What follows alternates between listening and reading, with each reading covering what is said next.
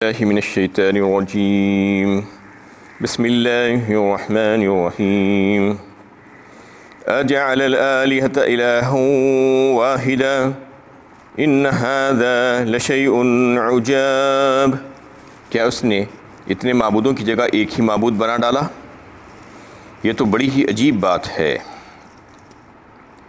یہ سورہ صاد کی 5ویں آیت ہے۔ پچھلے درس میں یہ بات چل رہی تھی کہ اللہ کے نبی صلی اللہ علیہ وسلم جب مشرکین مکہ کو توحید پیش کیے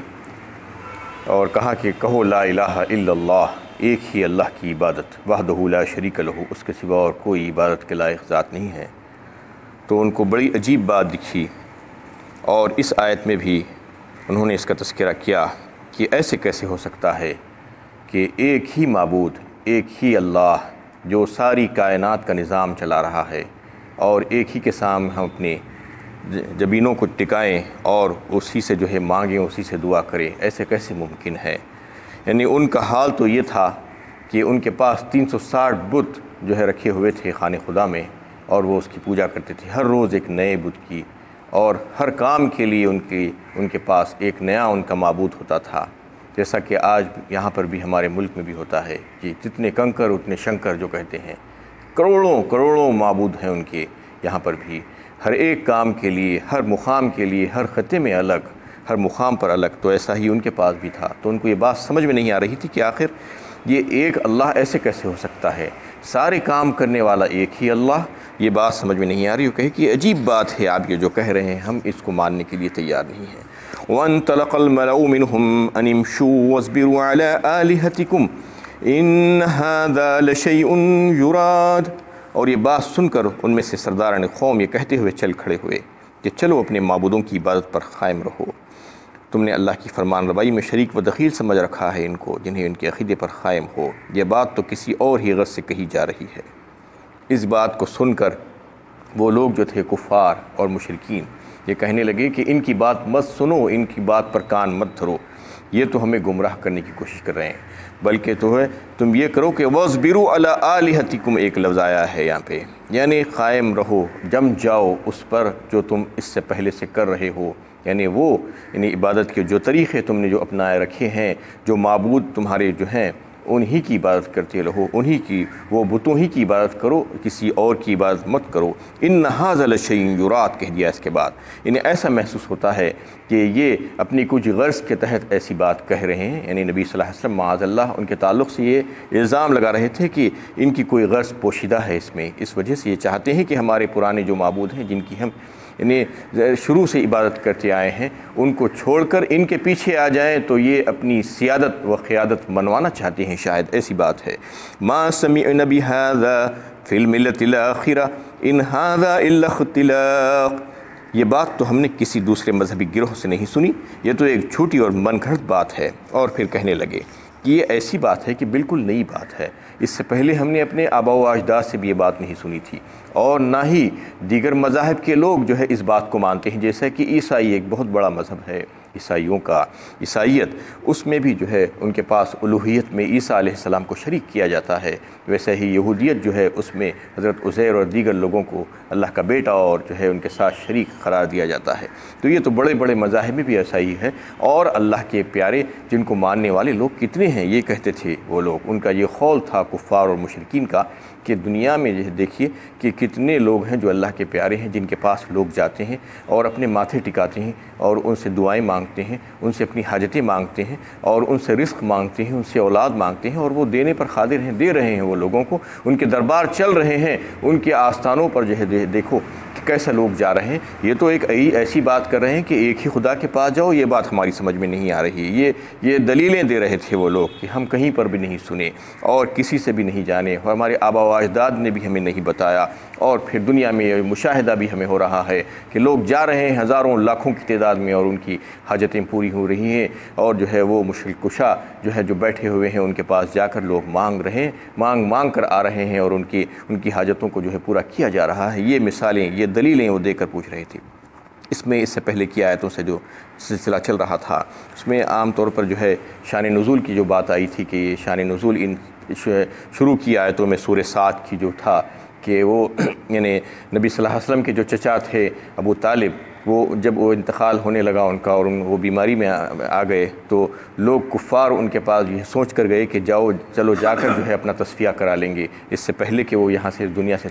چل بسیں۔ اگر پھر ایسا ہوگا تو پھر ہم نبی صلی اللہ علیہ وسلم سے، محمد صلی اللہ علیہ وسلم سے اگر انتقام لیں گے تو لوگ یہ کہیں گے کہ یہ جو ہے ان کے مرنے کے انتظار میں تھے، بس ان کے مرتے ہی یہ ان سے انتقام لے لیا، اس سے پہلے تک ان کی جرأت نہیں ہوئی تھی کہ محمد صلی اللہ علیہ وسلم کو جو ہے کوئی تکلیف پہنچا سکتے۔ تو آپ دیکھیں کہ تو قرآن میں جو ہے سمجھنے کے لیے قرآن کا اسلوب یہی ہے کہ ایک بات تو یہ ہوتی ہے کہ شان نزول یہ ہے کہ کوئی خاص واقعات کو جو ہے اللہ تعالیٰ بیان کرتے ہیں کہ اس کے سلسلے میں جو ہے کچھ آیتیں آتی ہیں، نازل ہوتی ہیں، جیسا کہ اس سے پہلے یہ آیتیں نازل ہوئی تھی کہ وہ خاص واقعات کے سلسلے میں اللہ تعالیٰ اس کو نازل کرتے ہیں۔ شان نزول کہا جاتا ہے، اسے پس منظر بھی کہتے ہیں اور بیک گراؤنڈ جو کہتے ہیں، کہ قرآن کو سمجھنے کے لیے اس کی بھی ضرورت پڑتی ہے کہ آخر یہ کن حالات میں یہ آیتیں نازل ہوئی تھی۔ ایک چیز تو یہ ہے، اس کے علاوہ بھی جو ہے یہ اللہ کا کلام ہے اور یہ صرف جو ہے چند لوگوں کے لیے نہیں ہے، جیسا کہ بعض لوگوں کے دلوں میں یہ بات خیال آ سکتا تھا کہ یہ معاملہ تو کفار مکہ کا تھا، ان کے لیے یہ بات کہی جا رہی تھی، ہمارے لیے کیا ہے اس میں،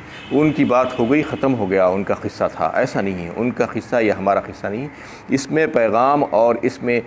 جو حکم ہوتا ہے وہ عام ہوتا ہے ساری انسانیت کے لیے، قیامت تک آنے والے انسانوں کے لیے اس میں جو ہے مواد ہوتا ہے اور اس میں جو ہے بات ہوتی ہے، ہدایت کا سامان ہوتا ہے۔ یہی وجہ ہے کہ یہ کتاب کبھی بھی جو ہے پرانی نہیں ہو سکتی، یہ کتاب موسٹ اپڈیٹڈ کتاب ہے، موسٹ ایڈوانس کتاب ہے۔ دنیا کی کوئی بھی کتاب لے لیے، بڑے سے بڑا آتھر بھی اگر کوئی کتاب لکھتا ہے تو چند مہینوں چند سالوں کے بعد آپ دیکھتے ہیں کہ ریویژن نکالنا پڑتا ہے، اس کو ریوائز کرتا ہے وہ اپنی ہی کتاب کو، اور پھر ریویژن ایڈیشن جو ہے ریوائز ایڈیشن نکالتا ہے اور اس میں لکھتا ہے کہ میں نے یہ تبدیلیاں اس میں کر دی ہے، یہ نئے تھیوریز میں نے اس میں ایڈ کر دیے ہیں۔ لیکن اللہ کی کتاب کا معاملہ ایسا ہے کہ آج 1430 سال ہو گئے ہیں، ابھی تک ایک لفظ کی جو ہے رد و بدل کی اس میں جو ہے کوئی گنجائش ہے اور نہ ضرورت ہے اور نہ قیامت تک رہے گی۔ اللہ تعالیٰ نے ایک ایسا عاجز کرنے والا اور ممتاز کلام بھیجا ہے انسانیت کے لیے کہ اس کو جو ہے کسی قسم کی کوئی تحریفات کی اس میں جو ہے گنجائش ہی نہیں ہے، اور اللہ تعالیٰ نے اس کو جو ہے محفوظ کر دیا ہے اور اس کی ضرورت بھی نہیں ہے اس میں۔ یہ کتاب انتہائی ایڈوانس کتاب ہے اور قیامت تک ایڈوانس ہی رہے گی، اور ساری انسانیت کے لیے اس میں جو ہے فائدہ رہے گا۔ انسانیت کو جو ہے اس لیے غور و فکر کی دعوت دی جاتی ہے، اس میں حکم عام ہے ہر ایک انسان کے لیے، اس لیے غور و فکر کی دعوت دی جاتی ہے کہ تم غور و فکر کرو اس میں۔ تو اگر غور و فکر کریں گے تو اللہ کا کیا پیغام ہے ہمارے نام ہم کو پتہ چلے گا، اور یہ آیتیں ہم سے کیا تقاضا کرتی ہے یہ بات ہم کو پتہ چلے گی۔ جب آیتیں کیا تقاضا کرتی ہے اور اللہ تعالیٰ کیا چاہتے ہیں ہم سے ان آیتوں کے ذریعے سے، تو یہ بات اگر ہمیں معلوم ہوگی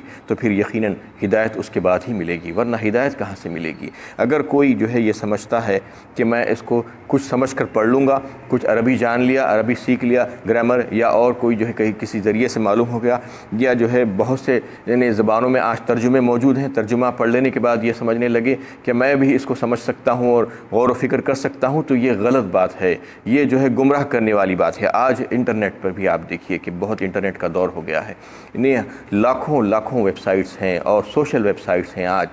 سوشل میڈیا ہے، واٹس ایپ کے ذریعے سے اور دوسرے ذرائع سے، فیس بک کے ذرائع سے، انہیں دشمنان اسلام اور خاص طور پر یہودیوں کا یہ معاملہ ہے کہ وہ مسلمانوں کو اور جو ہے گمراہ کر کے ان کو تباہ و برباد کرنا چاہتے ہیں۔ یہی وجہ ہے کہ زیادہ تر ان کی سائٹس ہیں ڈیولپ کی ہوئی، لوگوں کو معلوم نہیں ہے کہ وہ ایسے ناموں سے، بڑے دل فریب ناموں سے اس کو جو ہے بنا کر رکھ دیے ہیں کہ لوگ یہ سمجھتے ہیں کہ یہ کوئی مسلمان کی بنائی ہوئی ہے، لیکن جب بیچ میں جب جا کر اگر پتہ چلتا ہے، جو علم رکھنے والے جو لوگ ہیں، تو پتہ چلتا ہے کہ یہ تو دھوکہ دینے والی بات ہے، اور یہ انہی کو معلوم ہو سکتا ہے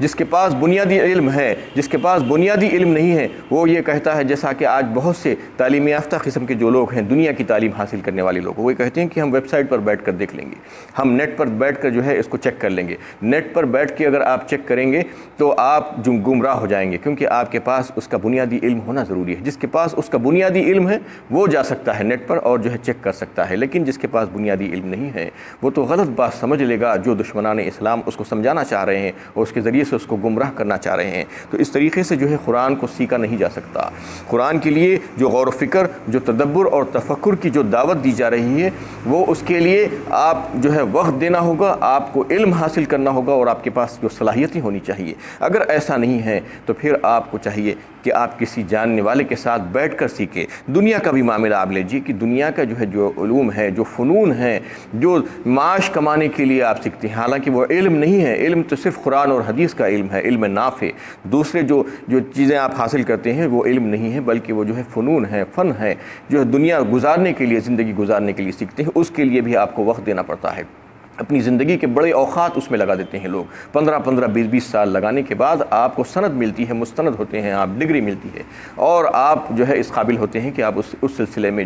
کوئی بات کر سکیں۔ ایکسپرٹیز ہونا پڑتا ہے آپ کو، ایکسپیرینس کے بعد ہی آپ اس سلسلے میں بات کر سکتے ہیں، دنیا کے معاملے میں بھی۔ تو پھر دین کے معاملے میں اور اللہ کے کلام کے معاملے میں ہر کوئی اگر یہ سمجھنے لگے کہ میں اس پر قادر ہوں اور میں جو چاہے کر سکتا ہوں، اور بس لو اور نیٹ پر بیٹھو اور سمجھ جاؤ اور لوگوں کو سمجھانا شروع کر دو، یا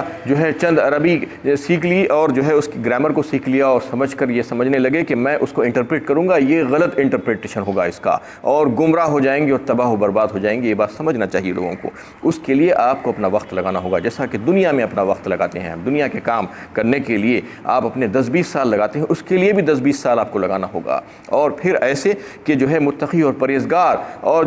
جو متبع سنت جو لوگ ہیں، جو اچھے کردار کے جو لوگ ہیں، ان کے ساتھ بیٹھ کر جو علم رکھنے والے لوگ ہیں اس کو سیکھنا ہوگا، اس میں غور و فکر کرنا ہوگا، تو اللہ کا پیغام معلوم ہوگا کہ اللہ تعالیٰ کیا چاہتے ہیں، یہ آیتوں کا تقاضا کیا ہے، اللہ تعالیٰ ہم سے کیا تقاضا کرتے ہیں، تو اس وقت ہی ہم کو ہدایت مل سکتی ہے۔ تو یہ قرآن کے پڑھنے اور سمجھنے کا معاملہ تھا کہ شان نزول کے اعتبار سے کچھ باتیں ہوتی ہیں جو خصوصی طور پر اللہ تعالیٰ اس کو نازل کرتے ہیں ان حالات میں، اس کے علاوہ حکم عام ہوتا ہے۔ یہ ہمیں سمجھنا ہے، یہ نہیں سمجھنا کہ وہ ختم ہو گیا، وہ حکم آ گیا تھا، وہ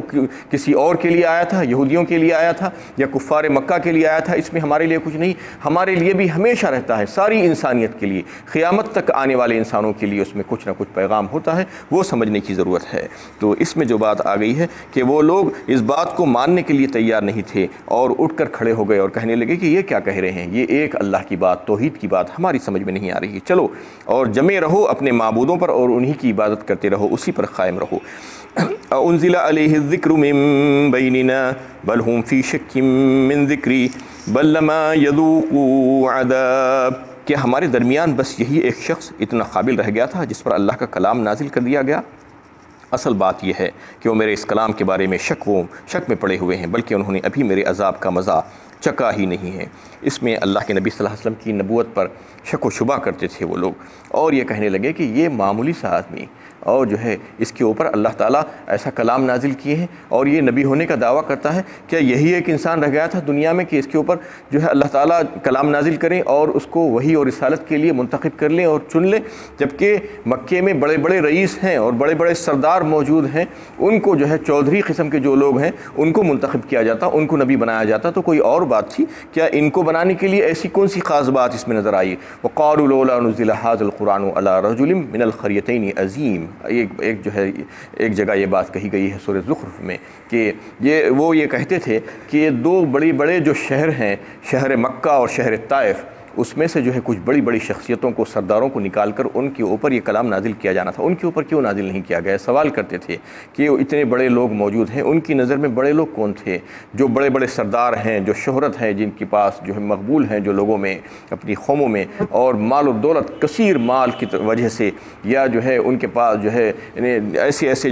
عہدے ہیں، تو یہ اس کو دیکھتے تھے اور دنیاوی طور پر یہ سمجھتے تھے کہ یہی لوگ بڑے ہیں، جبکہ اللہ کی نظر میں کچھ اور ہے۔ اللہ تعالیٰ کی نظر میں جو بڑے لوگ ہیں وہ کون ہیں؟ ان اکرمکم عند اللہ اتقاکم، سورہ حجرات پارہ 26 میں اللہ تعالیٰ نے فرما دیا کہ ہماری نظر میں جو پیمانہ جو لوگوں نے مقرر کر کے رکھا ہے، لوگوں کی حیثیتوں کو جانچنے کا جو اسٹینڈرڈز جو لوگوں نے مقرر کیے ہیں کہ مال و دولت کی وجہ سے اور جاہ و منصب کی وجہ سے ان کو بڑا سمجھتے ہیں، ایسا نہیں ہے، بلکہ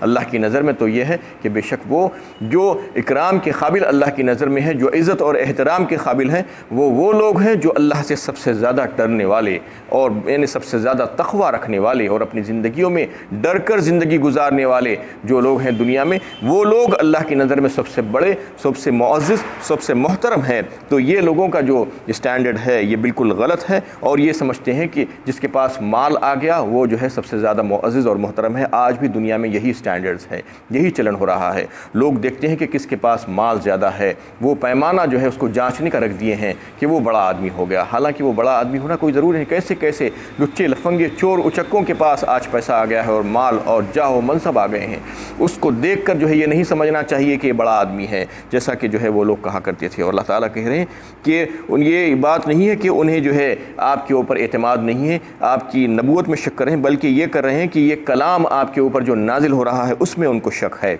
کیونکہ اس میں توحید کی بات ہو رہی ہے، ایک اللہ کی عبادت کی بات ہو رہی ہے، اس لیے اس میں وہ شک کرتے ہیں۔ بل ہم فی شک من ذکری بل لما یذوقوا عذاب، اور پھر یہ اس وجہ سے ہو رہا ہے کہ انہوں نے میرے عذاب کا مزہ ابھی تک چکھا ہی نہیں، اور جب وہ مزے عذاب کا مزہ چکھ لیں گے تو اس وقت ان کو پتہ چلے گا کہ اتنی واضح اور صاف بات ہونے کے باوجود بھی انہوں نے اس کو نہیں مانا، اور ایسا کلام، عاجز کرنے والا کلام جس میں کسی قسم کا کوئی شک و شبہ نہیں تھا اور جس میں ذکر و نصیحت تھی، لوگوں کے لیے فائدہ ہی فائدہ تھا، اس کو انہوں نے ٹھکرایا۔ یہ اس وقت ان کو پتہ چلے گا جب وہ عذاب کا مزہ چکھ لیں گے، لیکن اس وقت جب پتہ چلے گا تو پھر ان کے لیے کوئی فائدہ نہیں ہوگا، نہ ان کا ایمان لانا فائدہ ہوگا اور نہ ان کا توبہ کرنا جو ہے اللہ سے رجوع ہونا اور گڑ گڑانا ان کے لیے فائدہ مند ہوگا۔ یہ اس سے پہلے کی آیتوں میں یہ بات آ چکی ہے کہ یعنی غرغرہ موت کے لگنے سے پہلے جو مہلت اللہ تعالیٰ نے مہلت عمر دے کر رکھی ہے، وہ مہلت ہی میں انسان کو کچھ کام کرنا ہے زندگی میں۔ جتنی مہلت اس کو ملی ہے اتنی مہلت سے استفادہ کرتے ہوئے